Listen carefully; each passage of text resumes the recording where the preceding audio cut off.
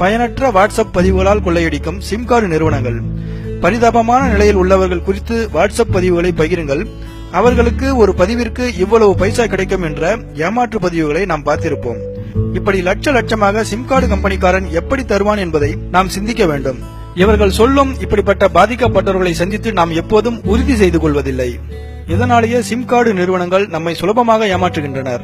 இதன் பின்னணியில் உள்ள சிம் கார்டு நிறுவனங்களின் அயோக்கியத்தனமான கொள்ளை நடப்பது எப்படி என்பதை இப்போது பார்ப்போம். முதலாவதாக, இந்த பதிவை பகிரும் ஒருவருக்கு அவருடைய டேட்டா பேலன்ஸில் இருந்து சுமார் 50 KB செலவாகும். இதை டவுன்லோடு செய்து பார்க்கும் அல்லது கேட்கும் பிறருக்கு நெட் கார்டு பேலன்ஸில் இருந்து சுமார் 50 KB செலவாகும்.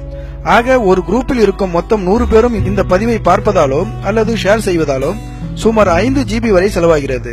5 GB டேட்டா யூசேஜுக்கு ரூபாய் 1000 வரை செலவாகும்.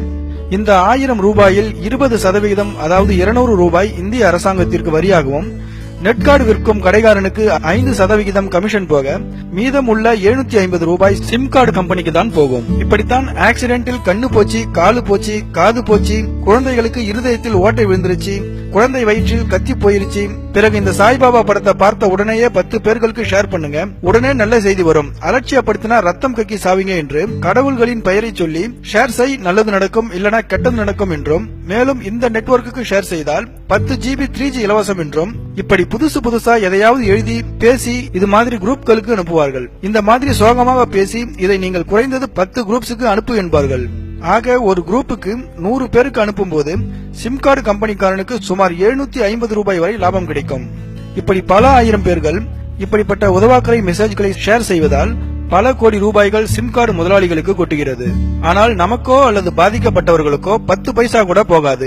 இதற்காகவே இதுக்கென்றே சிம் கார்டு கம்பெனிக்காரர்கள் ஆட்களை சம்பளம் கொடுத்து அமர்த்தியுள்ளார்கள். இதில் வருத்தப்பட வேண்டிய விஷயம் என்னவென்றால், கடைசியில் உண்மை செய்தி எது, பொய் செய்தி எது என்று பிடிபடாமல் போய் அனைத்தையும் மக்கள் அலட்சியப்படுத்தி விடுவதுதான். ஆகவே நண்பர்களே, உங்கள் குரூப்களுக்கு இது மாதிரியான பொய் செய்திகளை பதியும் முன்பு யோசனை செய்துவிட்டு அப்புறமாக பதிவிடவும்.